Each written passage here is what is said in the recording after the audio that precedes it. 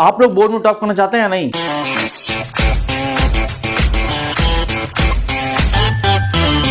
अगर हाँ तो एमसीक्यू क्वेश्चन आपके इतने सॉल्व होने चाहिए कि एक भी क्वेश्चन गलत नहीं होना चाहिए।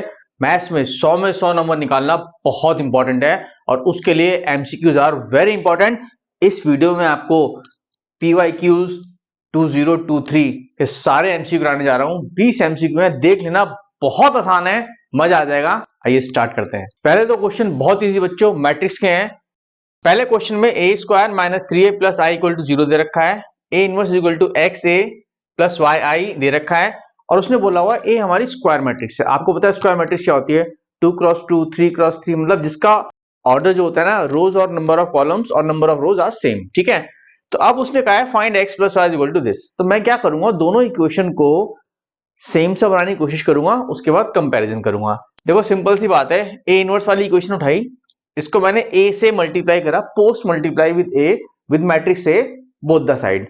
तो जब मैं इन दोनों को मल्टीप्लाई करूंगा बच्चों, आई गॉट आई, क्योंकि a inverse into a equals to I होता है, ये एक फॉर्मूला है। उसके बाद जब मैं यहां मल्टीप्लाई करूंगा a स्क्वायर हो जाएगा, यहां मल्टीप्लाई करूंगा i into is equal to a होता है। आइडेंटिटी मैट्रिक्स को किसी भी मैट्रिक्स से मल्टीप्लाई करो कोई फर्क नहीं पड़ता, वही मैट्रिक्स वापस निकल आती है, आई गायब हो जाता है। Got it? फिर बच्चों मैंने इसको इसके अकॉर्डिंग बनाने की कोशिश करी, आई प्लस में था, प्लस में रखा, बाकी साइड टर्म मैं इधर ले आया। Now I have two equations, equation number 1, equation number 3। इन दोनों को आप कंपेयर करो, ए स्क्वायर के साथ है आपका माइनस एक्स, यहां पर है 1, तो माइनस एक्स इक्वल्स टू 1 हो गया, x equals to minus 1। Simply अगर मैं ए वाली टर्म कंपेयर करूंगा, minus y equals to minus 3, minus से माइनस कटा, वाई इक्वल्स टू 3। जब आप इन दोनों को ऐड करोगे, you got x plus y is equal to 2. This is your required answer. Question बहुत इजी था, समझाने में टाइम लगता है, करने में आपको 10 से 12 सेकंड लगेंगे अगर आपको कंसेप्ट पता है, ये फॉर्मूले पता है तो। सेकंड क्वेश्चन देखो, सेकंड और भी इजी था। सेकंड में सिर्फ और सिर्फ फॉर्मूले बाजी थी। उसने दे रखा था डिटरमिनेंट ए 2 और ए बोला हुआ था 2x2 मैट्रिक्स है। ठीक है, we have to find 4a inverse का डिटरमिनेंट। अब देखो सिंपल सा हमारे पास एक फॉर्मूला होता है बच्चों, अगर डिटरमिनेंट में से कुछ भी कांस्टेंट है, अगर वो बाहर आएगा ना, तो जितना ऑर्डर ऑफ मैट्रिक्स है उतनी पावर के साथ वो बाहर आएगा। ऑर्डर दे रखा है 2/2, तो इसमें से जब मैं 4 बाहर निकालूंगा तो 4 की पावर 2, क्योंकि n क्या है यहाँ पर, n हमारा 2 है, इतने ऑर्डर से वो बाहर आ जाएगा, 16 हो गया। Got it? अब ये एक फॉर्मूला होता है कि अगर इनवर्स का मैं डिटरमिनेंट लूं या डिटरमिनेंट का इनवर्स लूं, एक ही बात होती है, आगे पीछे हो जाते हैं। Got it? तो इसका मतलब ये हो गया, इसको मैंने लिखा 1 अपॉन डिटरमिनेंट है, डिटरमिनेंट रखा 2, 16 को 2 से डिवाइड करा, 8 is the required answer, option number 3। बहुत इजी क्वेश्चन थे। थर्ड क्वेश्चन पे आते हैं। नेक्स्ट 2 क्वेश्चन बच्चों मैट्रिक्स के थे, again very easy questions are there. 4-5 question matrix के एमसीक्यू में आते ही आते हैं और वो बहुत आसान होते हैं, बस आपको करने आने चाहिए। 2024 में भी 5 क्वेश्चन मैट्रिक्स के थे। ऊपर आपको आई का बटन दिख रहा होगा, उसको जाकर क्लिक कर देना, आपको वीडियो निकल कर आ जाएगी, मैंने डाल दी है। ठीक है, अब आप ये देखो क्वेश्चन थर्ड में क्या था, उसने दे रखा था डिटरमिनेंट एडजॉइंट ए का 64। ए है आपकी 3/3 matrix and you have to find the determinant of A, और 4 ऑप्शन थे, 8 -8 64 प्लस -8। सिंपल फॉर्मूला यूज करना है और कुछ नहीं करना है आपको। This is the formula, determinant of adjoint A equals to determinant of A की power n-1, where n is the order of matrix. ये दे रखा है 64, रख दिया। डिटरमिनेंट निकालना है, n हमें पता है 3 है, 3/3 की मैट्रिक्स है, ऑर्डर हो गया आपका 3, n इक्वल टू 3, ये मैंने पुट कर दिया। तो बच्चों डिटरमिनेंट ऑफ ए स्क्वायर आ गया 64। तो ज्यादातर बच्चे क्या करते हैं, स्क्वायर हटा के ना खाली 8 लिख देंगे 64 की जगह। 64 का रूट कितना हो गया, 8, बट द आंसर इज +-8। ध्यान रखना इसका ऑप्शन +-8 होगा, क्योंकि determinant can be negative also. Is that clear? बड़ा इजी क्वेश्चन था। फोर्थ क्वेश्चन देखो, ये तो कुछ भी नहीं था, और भी ज्यादा इजी क्वेश्चन दे रखा था। ए दे रखा था और उसने कहा था 2a + b एक नल मैट्रिक्स है। 2a + b हमारी क्या है, एक नल मैट्रिक्स। तो बच्चों जो भी आपको नल मैट्रिक्स दे रखे, दैट मींस जो भी ऑर्डर ए का है वही ऑर्डर बी का होगा, वही ऑर्डर नल मैट्रिक्स का होगा, तभी इक्वेशन वेरीफाइड होगी। तो मैंने इक्वेशन बनाई, ए की वैल्यू रखी 0 की वैल्यू, यानी कि जो हमारी नल मैट्रिक्स दे रखी थी उसको मैंने रखा 0 0 0 0, 2/2 की मैट्रिक्स। क्यों? क्योंकि ए भी हमें दे रखी थी 2/2 की। सिंपल 2 को अंदर मल्टीप्लाई करो, उधर ले आके माइनस करो, फिर हर एलिमेंट में से, हर नंबर में से कॉरस्पॉन्डिंग पोजीशन वाला नंबर माइनस करो। आपको सब्ट्रैक्शन करना आती है मैट्रिक्स का, you will get the required answer. 0 में से 6 गया -6, 0 में से 8 गया -8, -10, -4 and this is my required answer. 4 option होंगे, एक ऑप्शन ये होगा, टिक कर देना, आगे बढ़ जाना। क्वेश्चन 5th एंड 6th बच्चों दोनों के दोनों क्वेश्चन आपके कैलकुलस के थे, इंटीग्रेशन के थे, कुछ नहीं करना था, सिंपल इंटीग्रेशन करना था। आप ये देखो इसमें दे रखा है differential of fx equal to log x और हमें निकालना है fx। अरे कुछ भी नहीं करना, एंटी डेरिवेटिव करना है, यानी कि इंटीग्रेशन करना है, इंटीग्रेट बोथ द साइड। यहां पर इंटीग्रेशन डिफरेंशियल गायब हो जाएगा, आपका बच जाएगा फंक्शन जो हमें निकालना है, और यहां पर आपको log x का इंटीग्रेशन करना है। अब जिस बच्चे को log x का इंटीग्रेशन करना आता है उसके लिए तो ये क्वेश्चन 10-15 सेकंड का है। बताता हूं कैसे होगा। देखो साथ में आपके यहां पर वन आएगा log के, यहां पर लगेगा आइलेट रूल, और ये क्वेश्चन आपका है इंटीग्रेशन बाय पार्ट से। तो आपको आइलेट रूल क्या होता है ये बताना जरूरी है। इसका मतलब हो गया आई का मतलब इनवर्स, एल का मतलब लॉग, अलजेब्रिक का मतलब आपका ए से होता है, ट्रिग्नोमेट्री के लिए आपका टी आ गया, और ई का मतलब हो गया आपका एक्सपोनेंशियल।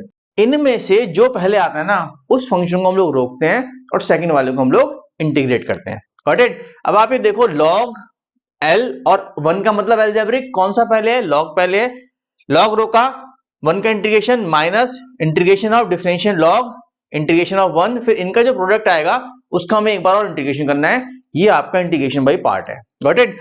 तो आप ये देखो इसका इंटीग्रेशन कितना हो गया, वन का एक्स, लॉग का डिफरेंशियल 1/x, वन का इंटीग्रेशन एक्स। अब आगे जाके ये दोनों भी कट जाएंगे, क्या बच गया, वन बच गया, वन का इंटीग्रेशन एक्स आ गया, and this is my required answer. अच्छा इसकी मैं आपको ट्रिक बताने जा रहा हूं, ध्यान से सुन लेना। आपके पास 4 ऑप्शन होंगे, ठीक है, आप उन ऑप्शन को डिफरेंशिएट करके देख लेना, जिससे आपका एक क्वेश्चन बन जाए वो आंसर भी सही है। जैसे कि हमारा सपोज ये ऑप्शन है हमारा, ठीक है, आप इसका डिफरेंशिएट करो, जब आप इसका डिफरेंशिएट करोगे ना तो आपका log x बन जाएगा, तो this is my required answer. इसको बोलते हैं ऑप्शन जजिंग। क्वेश्चन नंबर 6 हमारा दूसरा इंटीग्रेशन का क्वेश्चन था।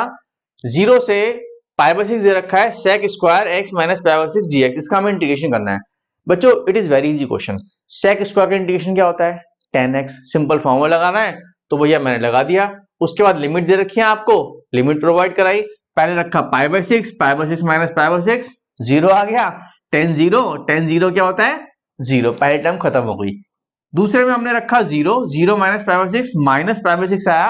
अब 10 के एंगल में अगर नेगेटिव है हम लोग उसको बाहर निकाल लेते हैं, तो बाहर आके माइनस माइनस प्लस हो जाएगा, बच गया 10 π/6 and that is equal to 1/√3। 4 option होंगे, एक ऑप्शन 1/√3 का होगा, उसको टिक कर देना, आगे बढ़ जाना। सबसे ज्यादा प्रॉब्लम होती है एमसीक्यू में, ज्यादातर एमसीक्यू हमारे गलत होते हैं, 100 में 100 नंबर आने बड़े मुश्किल आते हैं, बट 2023 में एमसीक्यू वाकई में बहुत इजी आए थे। आप ये देखो क्वेश्चन नंबर 7 डिफरेंशियल इक्वेशन का है, सिर्फ और सिर्फ आपको डिफरेंशियल इक्वेशन का ऑर्डर और डिग्री निकालना आना चाहिए, उसके बाद आपको सम करके आंसर बताना है। क्वेश्चन क्या है, डिफरेंशियल इक्वेशन दे रखी है, उसने पूछा है ऑर्डर और डिग्री का सम बताओ। ऑर्डर क्या होती है डिफरेंशियल इक्वेशन की, बच्चों ऑर्डर वो होता है हम जितनी बार मैक्सिमम उसको डिफरेंशिएट कर रहे हैं, तो जितना हायर ऑर्डर डेरिवेटिव दिखे that is the order of differential equation. यहां पर हायर ऑर्डर कितना है, डबल डिफरेंशियल, तो 2 is the order of differential equation. अगर ट्रिपल बार डिफरेंशिएट होता तो 3 ऑर्डर हो जाता, 4 बार डिफरेंशिएट होता तो 4 ऑर्डर हो जाता। अब ऑर्डर क्या फिलहाल, ऑर्डर इज द 2, क्योंकि 2 बार डिफरेंशिएट हुआ है। अब डिग्री, डिग्री क्या होती है डिफरेंशियल इक्वेशन की, जो सबसे हाईएस्ट डिफरेंशिएट हुआ है ना उसकी जो पावर होती है that is called the degree. सबसे ज्यादा डिफरेंशिएट कौन सा हुआ है, ये वाला, हमने अभी इसका ऑर्डर बताया, इसकी डिग्री कितनी है 1, तो यही आपकी डिग्री ऑफ डिफरेंशियल इक्वेशन हो जाएगी। तो बच्चों ऑर्डर 2 डिग्री 1 सम करूंगा कितना आ गया 3, that is my required answer. It is very easy. 8th question आपका वेक्टर का आया था। अरे बाप रे, vector, vector is very important और बहुत बच्चों को समझ भी नहीं आता, कॉमर्स वाले बच्चे ज्यादातर इसमें थोड़ा सा लैग करते रहते हैं, but question again is very important, conceptual knowledge होनी चाहिए। उसने कहा था कि एक वेक्टर ये रहा और एक वेक्टर ये रहा और दोनों परपेंडिकुलर हैं, you have to find P.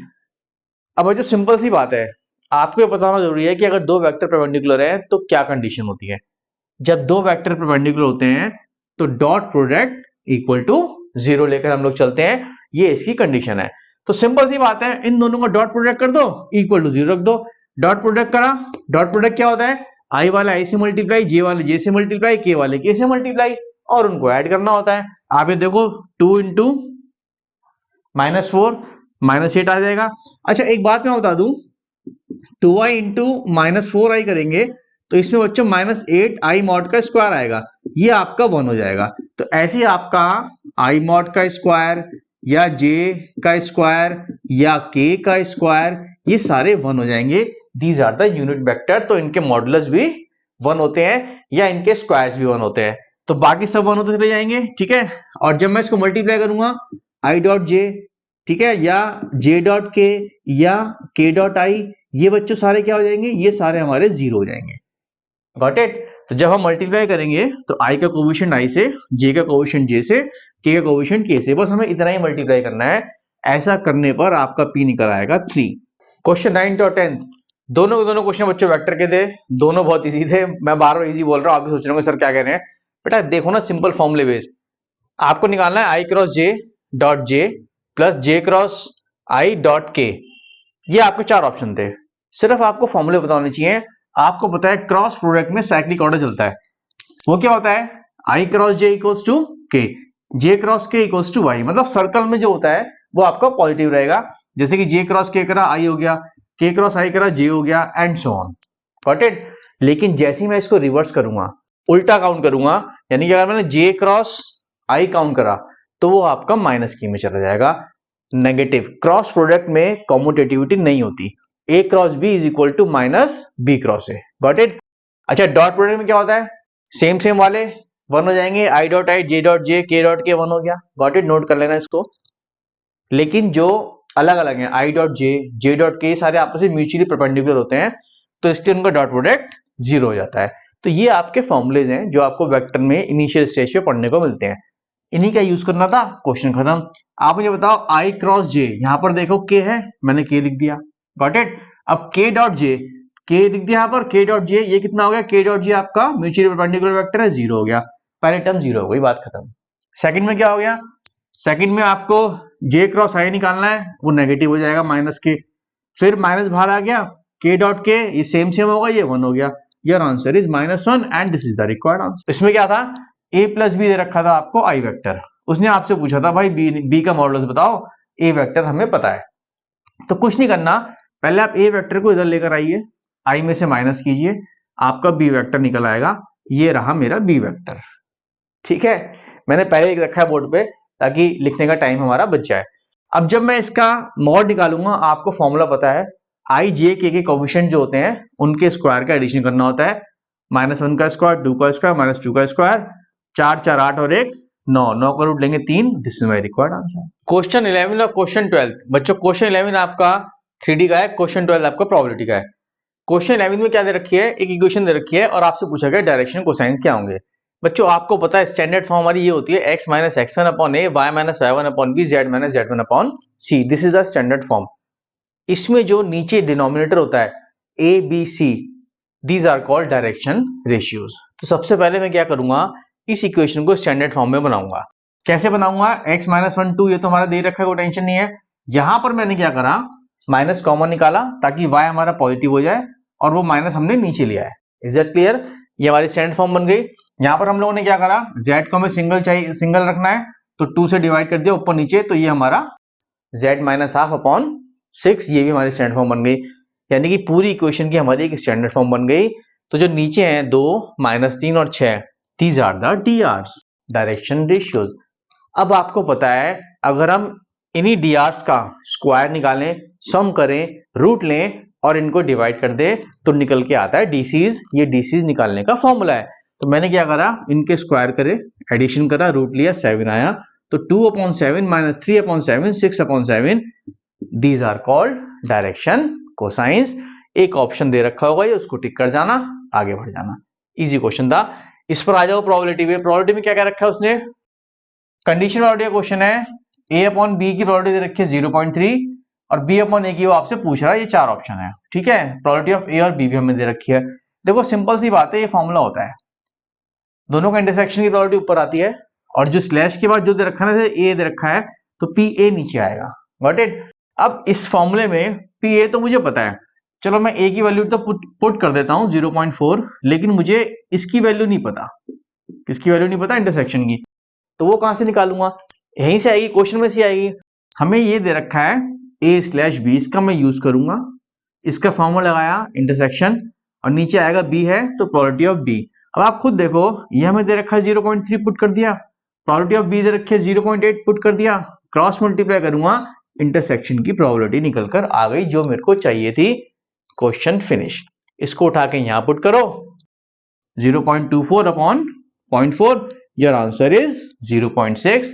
बच्चों क्वेश्चन नंबर 13 आपका है कंटिन्यूटी का, और कंटिन्यूटी का यही कंसेप्ट है, अगर कोई फंक्शन कंटिन्यूस होता है तो लेफ्ट हैंड लिमिट और राइट हैंड लिमिट और ओरिजिनल लिमिट तीनों की तीनों इक्वल होती हैं।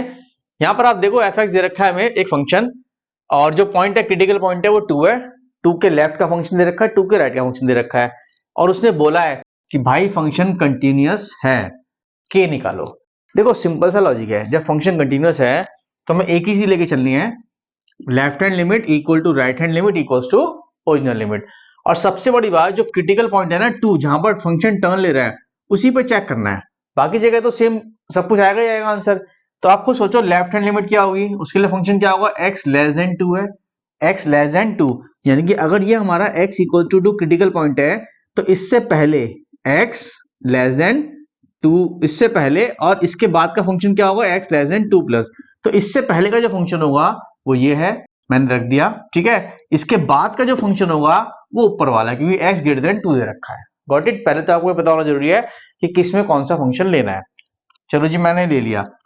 रूल क्या होता है, वैसे तो एमसीक्यू आप डायरेक्ट पुट करेंगे आंसर आ जाएगा, ट्रिक तो ये होती है कि फटाफट सॉल्व करने होते हैं, लेकिन जो रूल है वो रूल ये है कि हम पुट करते हैं x को 2 माइनस एच। क्या रूल है, यहीं पे लिख देता हूं मैं आप लोगों के लिए, पुट करते हैं x को 2 माइनस एच और s टेंस टू 0, मतलब जो भी लिमिट है उसमें से माइनस एच करेंगे और s टेंस टू 0 पुट कर देंगे, ये रूल होता है। और राइट हैंड के लिए क्या करते हैं, लिमिट प्लस h और s टेंस टू 0।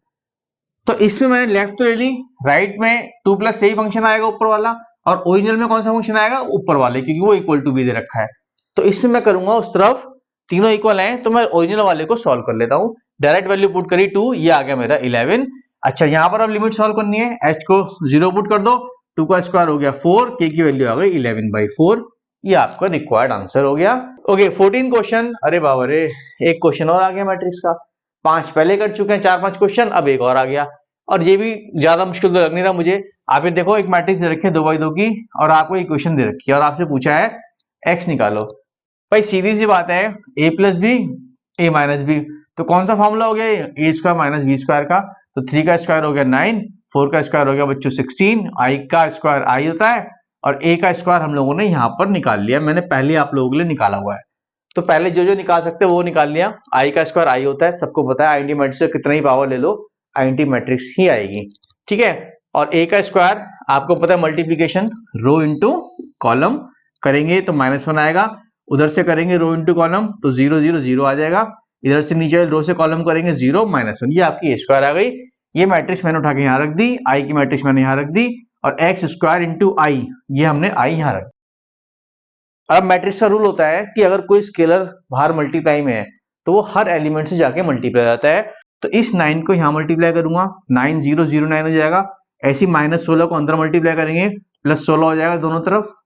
फिर जब मैंने ऐड करूंगा सब्ट्रैक्ट करूंगा, जैसे भी कैलकुलेट करूंगा तो 9 + 16 25, यहाँ पर 9 + 16 25, बाकी जगह बच्चों 0 आएगा। यहाँ पर x स्क्वायर हमने अंदर ले आके सबसे मल्टीप्लाई कर दिया, तो यहाँ पर डायगोनली x स्क्वायर आ गया। अब सिर्फ मेरे को कंपैरिजन करना है, compare both the matrix because these are equal, तो first element is equal to first element, तो x स्क्वायर इज इक्वल 25, तो x की वैल्यू कितनी आ गई, +-5। This is my required answer. Question number 15 में आपको जनरल सॉल्यूशन निकालना है डिफरेंशियल इक्वेशन का। वैसे नॉर्मली सारे क्वेश्चन आपके एमसीक्यू में नहीं आएंगे क्योंकि इसमें टाइम लगता है, बट अगर दे रखा है दैट मींस थोड़ा आसान क्वेश्चन होगा, may be from variable separable. आप ये देखो, सबसे पहले मैं इक्वेशन के वेरिएबल सेपरेट करके देखूंगा। जब मैंने वेरिएबल सेपरेबल करा तो x वाली टर्म एक तरफ करी, dx वाली टर्म एक तरफ करी, dy वाली टर्म एक तरफ करी, ठीक है। फिर डिवाइड करके जितना भी x का था वो सब एक तरफ कर लिया, और y का मैंने एक तरफ कर लिया, एंड देन इंटीग्रेट। ये रूल होता है वेरिएबल सेपरेबल का, ठीक है। इंटीग्रेट करोगे सिंपल है, y आ गया 2/x, 2 कांस्टेंट है, x का आ गया log x, 1/x का log x आ गया, और x का आ गया x² + c, आपका आंसर आ गया। ऑप्शन बी में था, उसको टिक कर जाना, कुछ खास नहीं था इसमें, इंटीग्रेशन भी बहुत आसान था। 16 क्वेश्चन दे रखा था बच्चों आपका इंक्रीजिंग डिक्रीजिंग का, फंक्शन दे रखा है f(x = a x - cos x) और उसने बोला स्ट्रिक्टली डिक्रीजिंग फंक्शन। देखो स्ट्रिक्टली डिक्रीजिंग क्या होता है, कंडीशन आपको पता होनी चाहिए। पूरा एमसीक्यू पेपर कंडीशन बेस्ड ही होता है। जिसको कंडीशन पता है, कंसेप्ट पता है, ट्रिक पता है, वो फोड़ देगा, और जिसके एमसीक्यू सारे ठीक हैं उसके 100 में 100 आने की प्रोबेबिलिटी बहुत ज्यादा हो जाती है, क्योंकि यही ऐसे क्वेश्चन होते हैं जिसमें स्टेप मार्किंग नहीं होती, या तो एक गया या तो एक आया। समझ रहे हो बात? तो इसमें देखते हैं क्या करना है हमें। स्ट्रिक्टली डिक्रीजिंग की मैंने कंडीशन लगाई, फंक्शन का डिफरेंशियल लेस देन 0 होता है, ये कंडीशन होती है स्ट्रिक्टली डिक्रीजिंग फंक्शन की। Got it? और स्ट्रिक्टली इंक्रीजिंग क्या होती है? Greater than 0। तो चलो डिफरेंशिएट करते हैं। ए कांस्टेंट है, बाहर रहेगा, एक्स का डिफरेंशियल 1 हो गया, कॉस का माइनस साइन एक्स हो गया, तो minus minus plus sine x हो जाएगा। अब बच्चों ये जो चीज है ना, ये हमें लेस देन 0 लेकर आनी है, उसके अकॉर्डिंग एक्स की वैल्यू निकालनी है। तो जब दो चीज का प्रोडक्ट लेस देन 0 होता है तो वो कब होता है? एक पॉजिटिव होना चाहिए और एक नेगेटिव, या तो पहला पॉजिटिव दूसरा नेगेटिव, या पहला नेगेटिव दूसरा पॉजिटिव। तो क्लियर है आपको? तो आप खुद सोचो, मैं बात करता हूं इसकी। साइन एक्स हमारा 1 और -1 के बीच में लाई करता है, सबको पता है बात। मैंने पूरी इक्वेशन में 1 ऐड करा, तो जब मैं बच्चों यहाँ 1 ऐड करूंगा, 1 - 1 यहाँ पर 1 ऐड करूंगा, 1 + 1 यहाँ हो जाएगा 0। Got it? यहाँ कितना हो जाएगा? यहाँ हो जाएगा आपका 2। तो ये जो चीज है ये हमेशा 0 से बड़ी रहेगी, ज्यादा से ज्यादा 0 के इक्वल रहेगी, लेकिन नेगेटिव कभी नहीं होगी। Got it? तो इसका मतलब ये हमेशा क्या रहेगा? पॉजिटिव। तो ये वाली कंडीशन खत्म। कौन सी कंडीशन रहेगी? ये वाली। ये हमेशा पॉजिटिव रहा, तो ए हमेशा क्या होगा? नेगेटिव, यानी कि लेस देन 0। ये मेरा आंसर था कि भाई ए हमारा -∞ से 0 के बीच में लाई करेगा। अगर आप नंबर लाइन से देखो, ए लेस देन 0 का मतलब ये एरिया होता है, इस एरिया में ए बिलोंग करेगा। That is my required answer. Question 17 और क्वेश्चन नंबर 18 दोनों के दोनों क्वेश्चन बच्चों एलपी के हैं। देखो पहले क्वेश्चन को क्या कह रहा है, कॉर्नर पॉइंट दे रखे हैं, बड़ा सा लिखा हुआ था, मैं आपको थोड़ा शॉर्ट में लिख दिया है। ये तीन कॉर्नर पॉइंट दे रखे हैं और दे रखा objective function z = 18x + 9y, और वो आपसे पूछ रहा है मैक्सिमा और मिनिमा इसमें से z की वैल्यू किस कॉर्नर पॉइंट पे होगी। ध्यान से देखो, आपको सिर्फ इतना पता है कि हम ये पॉइंट रख के देखते हैं, उन्हीं पॉइंट्स पे मैक्सिमम मिनिमा की वैल्यू निकलती है। कोई 10th क्लास का बच्चा भी कर देगा। सिर्फ इतना करना है, x की जगह x की वैल्यू पुट करो, ठीक है, y की जगह y की वैल्यू पुट करो इस ऑब्जेक्टिव फंक्शन में। आपका आंसर आ जाएगा यहाँ पर 684। इस पॉइंट पे पुट करोगे, सॉल्व कर लेना, 450 आएगा। इस पॉइंट को रखोगे 855 आएगा। मैंने सॉल्व कर रखा है, 40 रखना है आपको यहाँ। 18 × 40 720 नहीं 720 हो जाएगा, और 9 × 15 करेंगे तो 135 आएगा। 720 और 135 855। ठीक है, मैंने सॉल्व करके आपको दिखा दिया। तो आप खुद देखो इसमें से मैक्सिमा कौन सी है और मिनिमा कौन सी है। बच्चों ये रही मैक्सिमा और ये रही minima. Option C. Option C में क्या लिखा होता है आपको पढ़ देता हूं। इसमें लिखा हुआ था z इज मैक्सिमम एट 40 15, लो भैया, एंड मिनिमम एट 15 20। लो जी, option C is the required answer. Got it? अब इस वाले क्वेश्चन पर आ जाओ। क्वेश्चन 18 में वो कह रहा था number of corner points of feasible region. इसमें कॉर्नर पॉइंट्स दे रखे थे, इसमें पूछे थे, तो भाई जब इसमें दे रखे हैं तो डायरेक्ट पुट करके आंसर निकालना है, इसमें पूछे हैं तो भाई ग्राफ बनाना है। सिंपल सा क्वेश्चन है। उसने पूछा आपसे कि इस फिजिबल रीजन जो इन दो इक्वेशन से बनेंगे, इससे और इससे, उसमें कितने कॉर्नर पॉइंट आएंगे, ये और दे रखी थी। इसका मतलब था सिर्फ और सिर्फ फर्स्ट क्वाड्रेंट हमें लेना है। चलो ग्राफ बनाते हैं। मैंने पहले बिना इनइक्वालिटी के वाली लाइन उठाई, एक्स की वैल्यू पुट करी 0, वाई की आ गई 1, एक्स की पुट करी 2, वाई की निकल आई 2, 2 + 2 4 / 2। Got it? तो मैंने एक ही लाइन बना दी। आप ये देखिए हमारी पहली लाइन हो गई, फर्स्ट लाइन। अब इसमें लाइन कहां मूव कर रही है, तो मैंने ये ओरिजिन जो आपका है 0 0 ये पॉइंट रख के देखा, ये पॉइंट रखा तो 0, यहां पर रखूंगा 0 less than 0 + 2 2 greater than 0। Yes, line move toward origin, तो नीचे का एरिया आपका शेड हो जाएगा। Got it? इसको थोड़ा सा आगे बढ़ा देते हैं, तो आपका फिलहाल इस लाइन के नीचे का एरिया आ गया। अब दूसरी लाइन हमारी जो है वो x - y > 0 है। क्लियरली आपको पता है ये ऐसी लाइन होती है जो ओरिजिन से पास करती है। फिर भी पॉइंट रख के निकाल लेते हैं। 0 0 रखा, 2 2 रखा। 2 2 मैंने इसलिए रखा क्योंकि मुझे यहाँ पर 2 2 दिख गया था। Got it? मुझे पता चल गया कि दोनों लाइन इस एक पॉइंट पे आपस में इंटरसेक्ट भी कर गई। Got it? तो अब आप ये देखो इसमें ओरिजिन लाई कर रहा है नहीं कर रहा, तो ओरिजिन तो हम लाई करा के देख नहीं सकते, वो तो ऑटोमेटिक लाई कर जाएगा। तो या तो हम y एक्सिस का पॉइंट लाई करा के देखेंगे या x एक्सिस का। मैंने x एक्सिस का एक पॉइंट उठा लिया, कौन सा वाला? 3 0। 3 0 मेरा यहां पर कहीं ना कहीं होगा। Got it? जिसपे x 3 होगा y 0 होगा।